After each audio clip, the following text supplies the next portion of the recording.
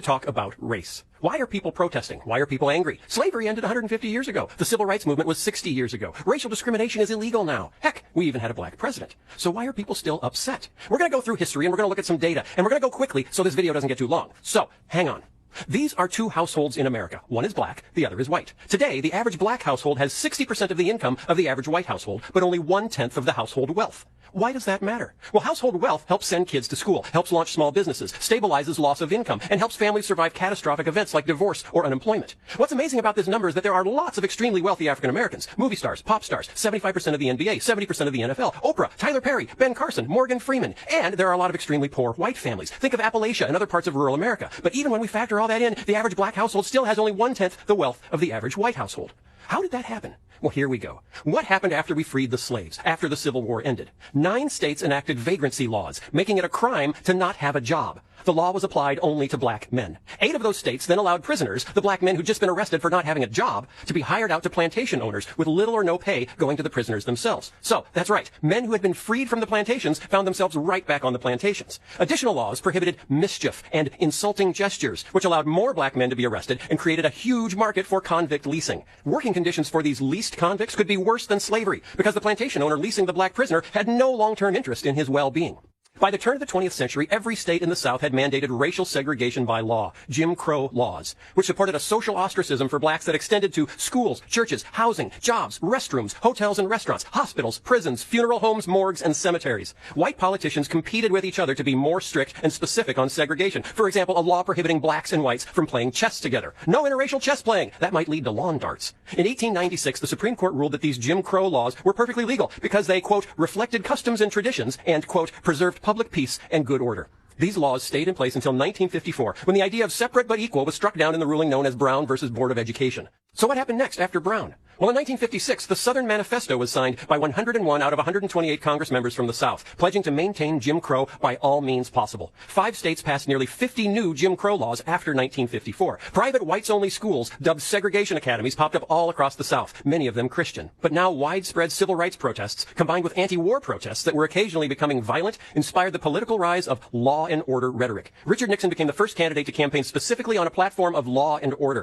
In 1968, 81% of Americans agreed that law and order had broken down in this country, and the majority blamed communists and Negroes who start riots. Let's go back to household wealth. The average black household has 1/10 the wealth of the average white household. Why is that? Because the number one source of intergenerational wealth in America is home ownership. And from the 1930s to well into the 1960s, the federal government enacted policies to actively encourage white families to own homes and discourage black families from doing the same. In 1934, the Federal Housing Administration created a risk rating system to determine which neighborhoods were safe investment for federally backed mortgages. Black neighborhoods were deemed too risky, marked off in maps with red ink, in a practice now known as redlining. After World War II, a boom of new suburban housing was built all over the country, much of it restricted by deed to whites only. In 1948, 40% of new housing developments in Minneapolis, for example, had covenants prohibiting purchase by African Americans. So blacks couldn't live in white neighborhoods and couldn't get federally insured loans for black neighborhoods. Until 1950, the Realtor's Code of Ethics specifically prohibited selling a house in a white neighborhood to a non-white family. You could lose your realtor's license if you helped a black family buy a home in a white neighborhood. In the 1930s, the FHA's underwriting manual said, quote, incompatible racial groups should not be permitted to live in the same communities. The FHA went on to recommend that highways would be a great way to separate black neighborhoods from white neighborhoods. The FHA funded huge white-only suburban housing developments, leaving blacks behind in inner cities. After World War II, the GI Bill provided subsidized mortgages to help millions of men returning from war to buy their first home. While technically eligible for the GI Bill, the way it was administered left 1 million black veterans largely on the outside looking in. In New York and New Jersey, the GI Bill insured more than 67,000 new mortgages. Fewer than 100 of those went for homes purchased by non-whites. In 1947, there were 3,200 mortgages in Mississippi guaranteed by the government for returning veterans. Of the 3,200, only 2 went to black veterans. As a result, white families after the war were able to build home equity, growing wealth for retirement, inheritance, and college education for their kids. One historian has stated that there was no greater instrument for widening an already huge racial gap in post-war America than the GI Bill.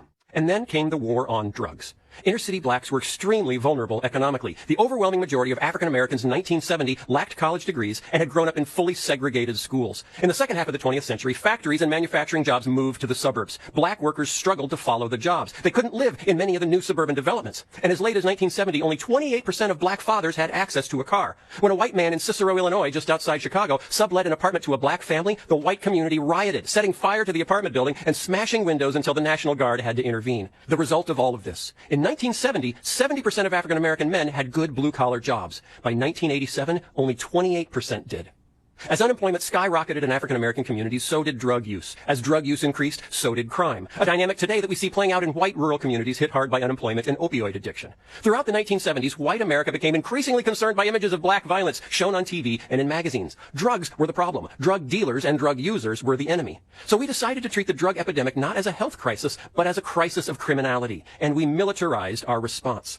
During the Reagan-Bush years from 1981 to 1991, how we invested money in anti-drug allocation completely changed. The anti-drug budget for the Department of Defense went from $33 million in 1981 to more than $1 billion in 1991. The Drug Enforcement Agency's budget to fight criminality and drug use went from $86 million to more than $1 billion. Then we came to the 1986 Anti-Drug Abuse Act, which carried mandatory minimum sentences much harsher for the distribution of crack cocaine, which was associated with blacks, than powder cocaine, which was associated with whites. Mandated evictions from public housing for any tenant who permitted drug-related criminal activity to occur on or near premises. It eliminated many government benefits, including student loans, for anyone convicted of a drug crime. The 1988 revision set a 5-year minimum sentence for possessing any amount of crack cocaine, even if there was no intent to distribute. Previously, it had been a 1-year maximum sentence for possessing any amount of any drug without the intent to distribute.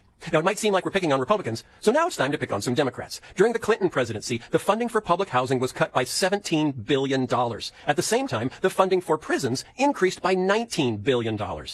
The number of Americans imprisoned for drug crimes exploded. In 1980, there were 41,000 Americans imprisoned for drug crimes. Today, there are more than 500,000, more than the entire 1980 prison population. Most arrests are for possession. In 2005, 80% of the arrests were for possessing drugs, not selling drugs. In a bizarre twist, we also militarized our police forces. Between 1997 and 1999, the Pentagon handled 3.4 million orders for military equipment from more than 11,000 police agencies, including 253 aircraft, including Black Hawk and Huey helicopters, 7,800 M16 rifles, 181 grenade launchers for the police, 8,000 bulletproof helmets, 1,200 night vision goggles. We also changed policing tactics. A no-knock entry is when a SWAT team literally breaks down your door or smashes in through the window. Like in E.T., when the cops come flying in from every direction looking for E.T. So back to Minneapolis. In 1986, Minneapolis SWAT teams performed no-knock entries 35 times. 10 years later, in 1996, they performed no-knock entries 700 times. That's 2 every day. There were financial incentives for arresting more drug users. Federal grants to local police departments were tied to the number of drug arrests. Research suggests the huge surge in arrests from increased drug enforcement was due more to budget incentives than to actual increases in drug use. So what was the result? An explosion of our prison population. In 25 years, the U.S. prison population went from 350,000 to over 2.3 million. The United States now has the highest rate of incarceration in the world. We imprison a higher percentage of our black population than South Africa ever did during apartheid.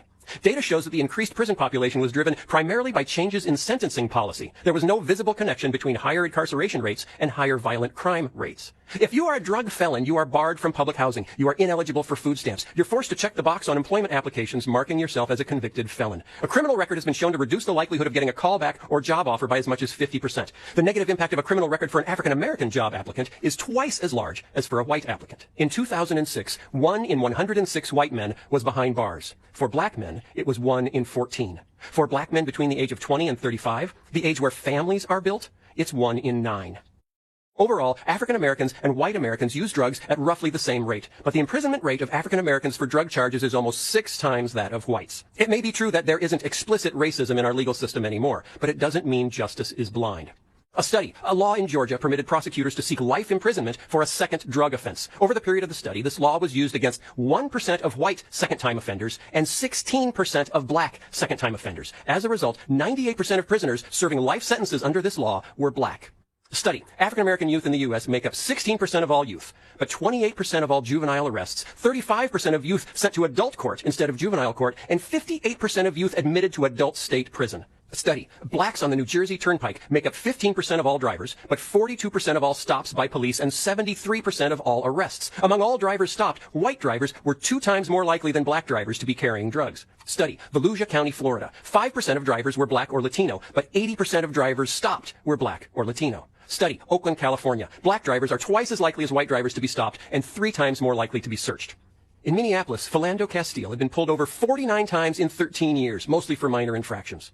The 49th time he was pulled over, he was shot by the officer while sitting inside his car. He'd been pulled over for a broken taillight.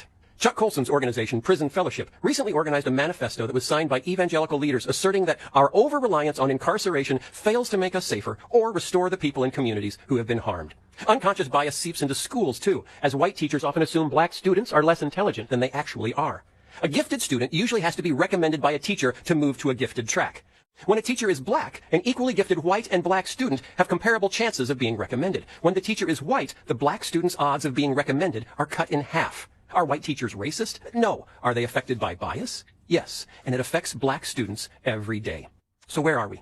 The average black household has 1/10 the wealth of the average white household. This didn't happen by accident. It happened by policy. We, the majority culture, told them where they could live and where they couldn't. Then we moved most of the jobs to the places we told them they couldn't live. When the predictable explosion of unemployment and poverty resulted in a predictable increase in drug use and crime, we criminalized the problem. We built $19 billion of new jails and sold grenade launchers to the police. As a result, a white boy born in America today has a 1 in 23 chance of going to prison in his lifetime. For a black boy, it's 1 in 4. And that is why people are angry. Many people care deeply about these issues. Many have suggested solutions. Some of those have been tested, with results ranging from moderate success to abject failure. I'm not here to tell you what the right solutions are, because I don't know. I'm just here to ask you to do one thing. It is the thing that begins every journey to a solution for every problem. What am I asking you to do? Care.